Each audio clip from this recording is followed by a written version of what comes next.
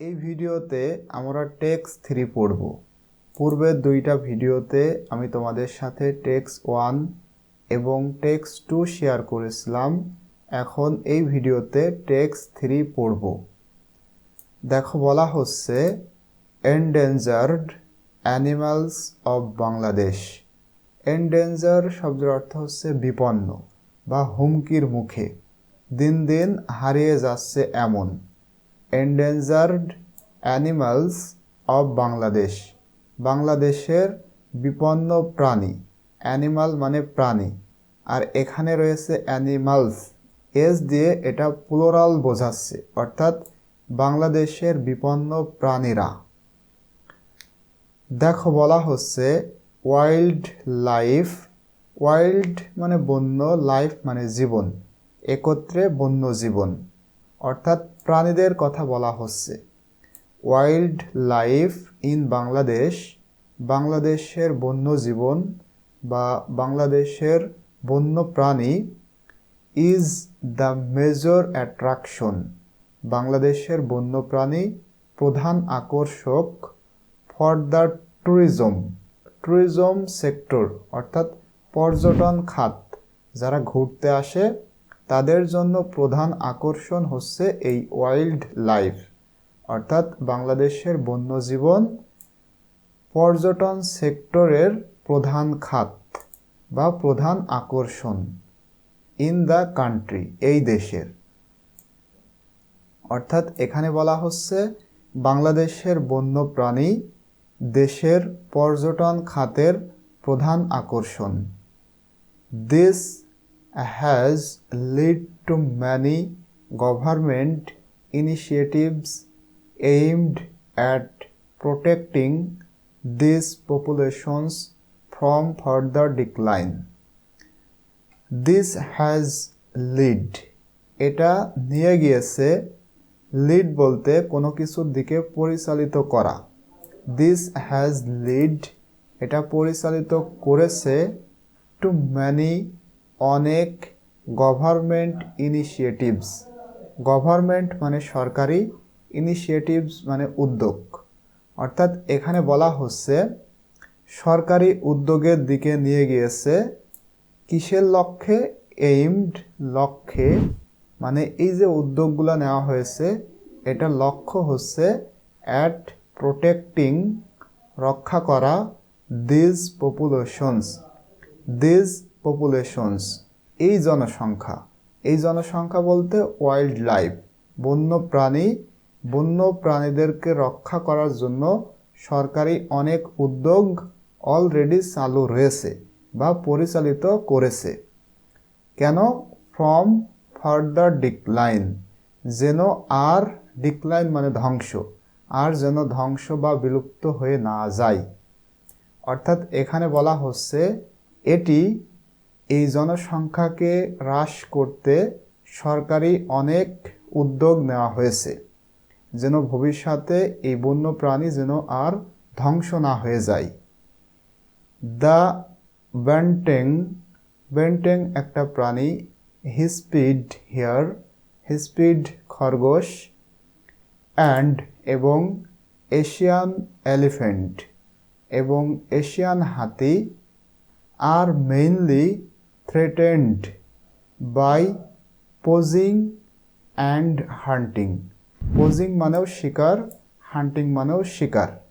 অর্থাৎ এখানে বলা হচ্ছে ব্যান্টেং, হিস্পিড খরগোশ এবং এশিয়ান হাতি প্রধানত শিকার এবং শিকারের দ্বারা হুমকির সম্মুখীন, মানে এই প্রাণীগুলা প্রধানত থ্রেটেন্ড মানে হুমকির মুখে রয়েছে। If their populations are not monitored and guarded, বলা হচ্ছে ইফ দেয়ার পপুলেশনস, যদি তাদের জনসংখ্যা, তাদের বলতে উপরের এই প্রাণীদের কথা বলা হচ্ছে, এই বন্য প্রাণীদের জনসংখ্যা আর নট মনিটরড, যদি এদের ওপরে মনিটর করা না হয়, নজর রাখা না হয়, অ্যান্ড গার্ডেড, এবং এদের যদি রক্ষা করা না হয়, দে মে সুন বিকাম এক্সিস্টেন্ট, তাহলে তারা শীঘ্রই বিলুপ্ত হয়ে যেতে পারে। সুতরাং এদের ওপরে আমাদের নজর রাখা উচিত। এবারে আমরা এশিয়ান হাতি সম্পর্কে জানব।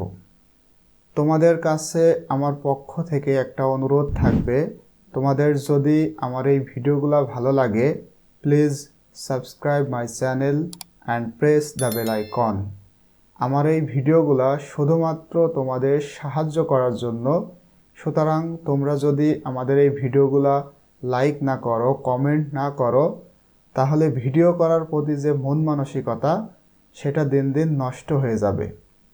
সুতরাং ভিডিওগুলো যদি ভালো লাগে, please like, comment and share. তো দেখো, এখন আমরা এশিয়ান এলিফ্যান্ট সম্পর্কে জানব।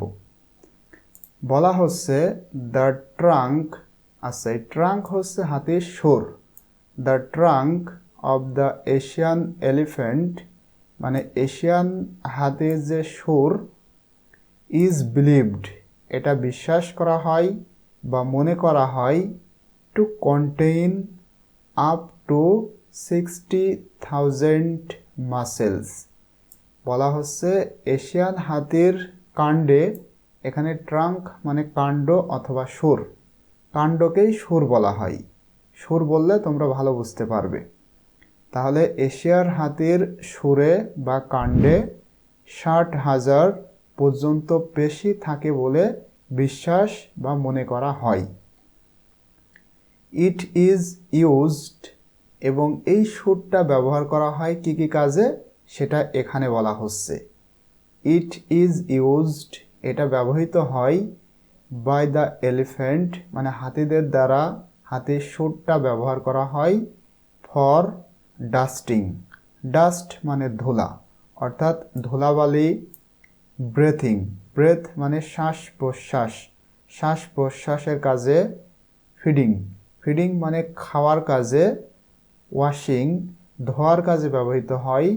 অ্যান্ড গ্রাপসিং, গ্রাপসিং মানে আঁকড়ে ধরা। হ্যাঁ, কোনো কিছু আঁকড়ে ধরা, আঁকড়ে ধরার কাজেও ব্যবহৃত হয়। অ্যামং আদার ফাংশনস, মানে অন্যান্য কাজের মধ্যে আঁকড়ে ধরার জন্যও এটা ব্যবহৃত হয়। সুতরাং এখানে বলা হচ্ছে এটি, অর্থাৎ হাতির যে কাণ্ড বা সুর, এটি হাতির দ্বারা ধূলিকণা, শ্বাস প্রশ্বাস, খাওয়ানো, ধোয়া এবং অন্যান্য কাজের মধ্যে আঁকড়ে ধরার জন্য ব্যবহৃত হয়। The elephant has smooth skin, এবং এই হাতির কথা বলা হচ্ছে হাতির রয়েছে স্মুথ স্কিন, মসৃণ ত্বক। স্মুথ মানে মসৃণ, বা খুবই, যেটা তোমরা বোঝো আর কি, মসৃণ, সেটাই। ইজ গ্রে ইন কালার, এবং রঙের দিক থেকে ধূসর। গ্রে মানে ধূসর। অ্যান্ড, এবং has an average weight of 2.7 tons for females and 4 tons for males। এখানে যেটা বলা হচ্ছে, হাতির ত্বক মসৃণ, ধূসর রঙের, এবং মহিলাদের জন্য গড় ওজন 2.7 টন এবং পুরুষদের জন্য 4 ton. Asian elephants are mainly found in Chattogram hills of Bangladesh. Asian হাতি প্রধানত বাংলাদেশের চট্টগ্রাম পাহাড়ে পাওয়া যায়। An area less accessible to humans, এমন একটি এলাকা যেখানে মানুষের প্রবেশ কম, মানে মানুষ এখানে কম যাওয়া আসা করে। অ্যাজ আ রেজাল্ট, এর ফলে হিউম্যান এলিফ্যান্ট, মানুষ এবং হাতির কনফ্লিক্টস, কনফ্লিক্টস মানে দ্বন্দ্ব, এখানে বোঝাচ্ছে দেখা সাক্ষাৎ কম। হিউম্যান এবং এলিফ্যান্ট, মানবজাতি এবং হাতির conflicts are few in this reason, মানে এখানে বলা হচ্ছে এর ফলে, যেহেতু মানুষ এখানে কম যায়, এর ফলে মানুষ হাতির সংঘাত কম, মানে এদের মধ্যে খুব একটা কনফ্লিক্ট নাই। The primarily threat to the Asian elephant's existence is habitat loss due to the increasing human population. বলা হচ্ছে the primarily threat মানে প্রাইমারিলি প্রধানত বা মূলত যে হুমকি to the Asian elephants existence মানে বিদ্যমান, এশিয়ান হাতির বিদ্যমানের প্রধান যে কারণ, হুমকির প্রধান যে কারণ সেটা হচ্ছে ইজ হ্যাবিটেট লস, সে তার আবাসস্থল হারাচ্ছে। কেন? ডিউ কারণ, ডিউ টু দিয়ে কারণ বোঝাচ্ছে, due to the increasing human population মানে মানব জাতির সংখ্যা দিন দিন বৃদ্ধি পাচ্ছে, এই জন্য হাতি তার জায়গাটা হারাচ্ছে বা তার আবাসস্থল সে দিন দিন হারিয়ে ফেলতেছে। ফাইনালি বলা হচ্ছে অ্যাডিশনালি অতিরিক্তভাবে, অ্যাডিশনালি মানে অতিরিক্তভাবে, elephants face poaching threats as they are hunted for ivory, food and leather। মানে কিসের জন্য এই হাতিগুলা শিকার করা হয় সেটার কথা বলা হচ্ছে। অ্যাডিশনালি অতিরিক্তভাবে, এলিফ্যান্টস হাতিরা ফেস পোজিং থ্রেটস হাতিরা শিকারের হুমকির সম্মুখীন হয়। এলিফ্যান্টস ফেস পোজিং থ্রেটস শিকারের হুমকির সম্মুখীন হয় অ্যাজ কারণ দে আর হান্টেড এই হাতিদের শিকার করা হয় ফর আইভরি, আইভরি বলতে হাতির দাঁত, হাতির দাঁতের জন্য, ফুড খাবারের জন্য, অ্যান্ড লেদার, লেদার মানে চামড়া এবং চামড়ার জন্য, এই কারণে হাতিদেরকে শিকার করা হয়। তো আশা করছি তোমরা এটা বুঝতে পেরেছো। ইনশাল্লাহ এর পরের ভিডিওতে আমি তোমাদের সাথে এই টেবিলটা কমপ্লিট করব।